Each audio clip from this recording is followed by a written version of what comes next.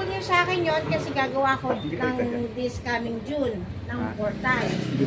Ayusin na lang. Ikaw, wala rin. Oh, sige, assume natin na meron, ha? Meron. Pero you need to comply pa rin para ibigay sa akin. Okay? Kahit na nagpasa si sir, meron na okay na eh. Sir, yung ano mo, yung SS, yun ang kulang mo, tsaka pag-uli. Okay? Si Uliran, PhilHealth. Okay? Sa'yo, 3.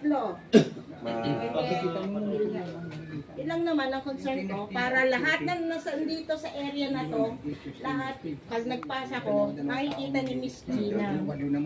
Kompleto na lahat ng tao dito. May payment, may contribution.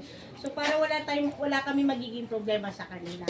Pero kasi mas favor yun kasi sa inyo, sila mismo nagpa-follow up. So, syempre, concerned din kami bilang sa inyo kasi tao namin kayo, di ba?